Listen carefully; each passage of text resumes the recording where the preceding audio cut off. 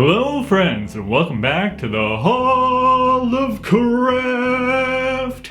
I'm back with another video for you guys. So I have made these big, chunky Runehammer Inspired Terrain Boards in the past, and these things are great. They have a nice carved grid on them, they're big, they're durable, and they look good.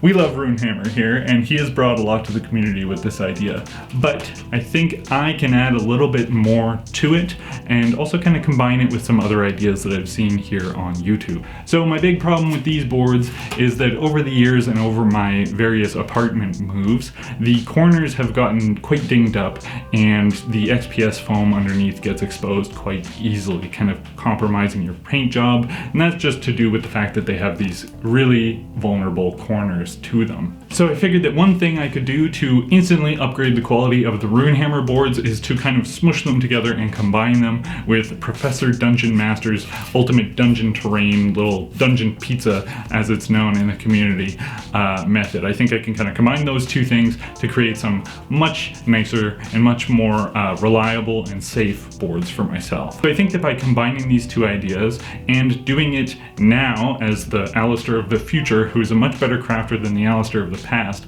I think I can create myself some nice, beautiful, durable, long-lasting terrain boards. So the plan here is I'm going to create 3 boards, each roughly about 2 foot in diameter, and I'm going to make them double-sided. That way I can have 6 biomes ready to go whenever I need them. And because my channel kind of functions as an archive of crafting tutorials, I'm not going to smush all of these into one video. I'm going to give each biome its own video, and I'm going to put them in a playlist that you can find here in the top right if you're watching this after it's posted. I'm going to put them all there together so that if you need to find a certain biome at a glance, it's right there and you don't need to watch through a 40-minute video to dig for the information you're looking for. So if you want to skip this intro after watching it for the 5th time, I'll make sure that I put bars in the bottom so everything is clearly labeled. For this video, I am going to be doing the swamp board. So to start out with this one, I just take a piece of string, a screw, and a Sharpie. And by placing the screw in the middle and wrapping the string around the Sharpie, I will draw a circle as big as I can on my 2 foot by 8 foot and 2 inch thick sheet of blue XPS foam. This stuff is great, you can just get it at the hardware store.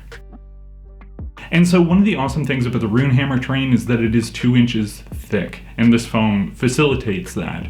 I know that some versions of the UDT or the Dungeon Pizza go a little thinner, a little bit more flat, but for this it's actually really important that we use the 2 inch thick because it'll facilitate the double-sided nature of these boards. Once that's drawn, it's time to cut. For this, I'll just cut as close to the circle as I can with a big knife, and then once I'm partially through the foam, I'll snap it over my knee. This gives me a much more manageable chunk. Once I have that chunk, I'll take it over to my Proxon and use it to cut off the corners. You could do this with a knife, it'll just take a lot more time and you'll have to be a lot more patient. I have the Proxon, so I use it here because it saves me so much and it gives me a really nice smooth cut. Now it's time to draw the grid. For this, I just use a tape measure to find the center and then a triangle to square it up. From there, you can just mark out all of the inch marks with a pen, and it's just a matter of connecting the dots from here on out. You can skip this step if you don't like playing with grids, but on these boards I find them pretty subtle in the end after all the texturizing and other elements we add to it, and personally as a DM I find the grid very helpful on the table to just see things at a quick glance. The last thing I'm going to do to all of the boards is just take a sanding block and smooth the rough edge that I cut with the Proxon. Because I'm treating these like double-sided boards, I'm treating this edge almost like the base rim on a Mini, and I'd like it to be as clean as possible. So now it's time to make this look nice and swampy. So I'm going to start here by drawing on a bunch of pool areas. I'm being cognizant here of not drawing them at a place on the board where it would interact with the Lazy Susan when I flip it over, because that is how I use these boards. I put them on a Lazy Susan when it's on the table, and since they're double-sided, I think putting like any big pools that are kind of too close to the middle would be very awkward and interfere with it sitting straight. It is my intent to eventually make these pools of water. So let's do that. I'm going to bust out my heat gun here, and I'm going to start sculpting this foam into a swamp. Firstly, I will use my heat gun to solidify the whole surface of the foam, and then I will focus specifically on those pool areas. And if you hover the heat gun over any of these pools for very long, you'll notice that the foam just starts melting away from it and creating these nice divots. I'm cognizant not to go too deep here because this is a double-sided board and I don't want to risk kind of dipping through to the other side, but it's deep enough to sell the effect. After that's finished, I will grab my knife and start defining the grid. So because the surface of the foam is more solidified here, you have a little bit of a tougher time cutting through it than with some of the other boards. I'm not pressing too hard, and I definitely don't need these to be deep cuts. I'm just kind of establishing that grid. I also don't feel the need to establish the grid within the pools because that'll completely disappear anyway. Base coat and protect this. I am going to just cover the whole thing with a coat of black paint and Mod Podge. After that's dry, I am just going to add some dirt texture to the whole board, with the exception of the pools. And this is just a paste made by mixing baking soda, white glue, and craft paint of your choice. After that's completely dry, I'm going to bust out a sponge and get a good coat of burnt umber on the entire board. To add some depth to the pool areas, I'm going to mix together a blue and purple, and then sponge paint all of those pools with that. After I'm finished there, I will just use some blue and paint all of the edges. The difference in like the dark and light colors of the blue and the purple will help these pools look a little bit deeper than they actually are. After I'm finished that, I will paint around those edges even more with a mix of blue and green. Next, I can just start dabbing some browns and greens over the entire rest of the board. Looking pretty good at this point, but not super swampy. So to darken that all up, I'm just going to use a dark green ink wash over the entire board. And then using a brush, I'll kind of push that around. After that's coated, I'll just use a piece of paper towel to dab off any of the weird pooling areas. After that's dry, I'm going to dry brush some texture back onto it with some bright greens. Okay, that's a pretty good base so far. So now it's time to get really swampy. I'm going to cover the entire board with plenty of watered down white glue and then sprinkle a ton of green tea leaves and some foam flocking into that. Then using some straight white glue, I'm going to place some moss flocking into the pools and around their edges. Once I'm happy with that, I'm going to drench the entire board with some more watered down white glue. After I'm finished that, but before it's dry, I'm going to drip some of my green ink here and there around the board, just letting it pool naturally. If this dries in weird pools, that's fine because this thing's a swamp and it'll just help it look more swampy. So I left that for about 2 whole days to dry and came back to see this. Some interesting things happened here that I wasn't quite expecting. Firstly, I think because I used so much water, the green tea dried looking more like mud than leaves. This I was surprised by, but not entirely angry about. I think it actually looks pretty good. And the other thing the green tea did was it also stained all of the flock around it.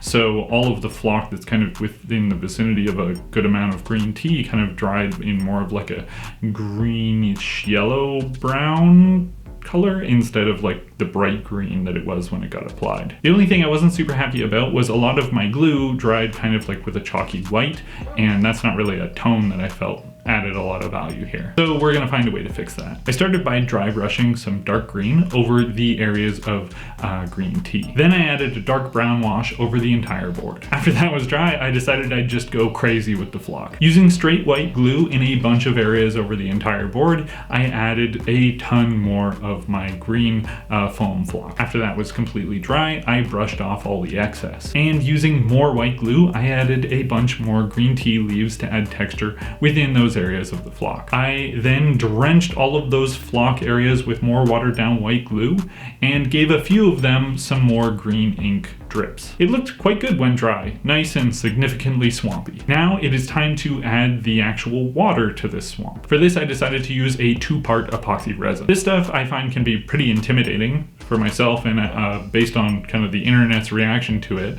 but this is my first time using it and I actually found it quite easy to use.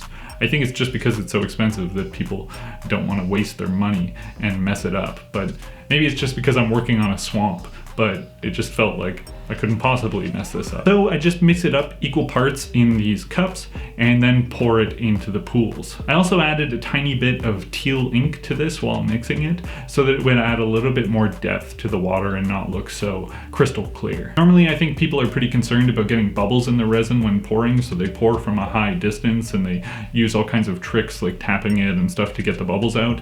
I wasn't too concerned about that here because it's a swamp, so bubbles would be right at home in this water. But since it was my first time using it, I really wanted to test a trick that I had seen people use, and that was using a lighter to kind of burn away the bubbles. I think with a lot of crafting tips, you kind of look at it and you're like, oh yeah, that looks cool on camera, but how well does it work in reality? I was quite surprised at how well this actually works.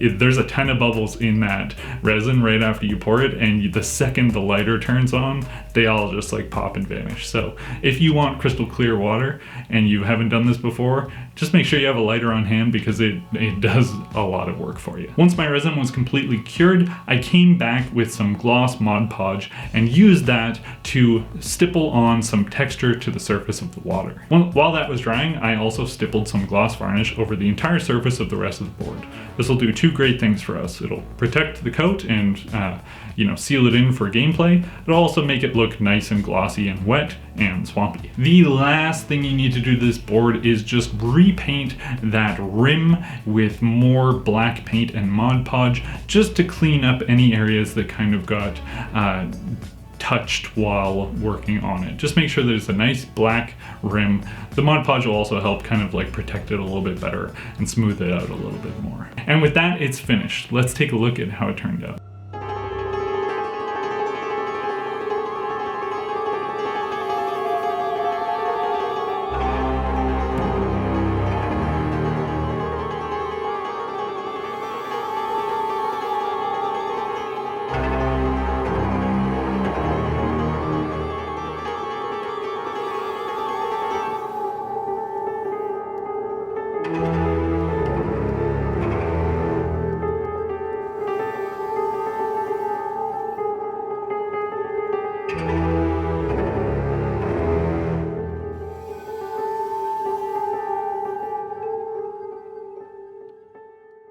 All right, there we have it.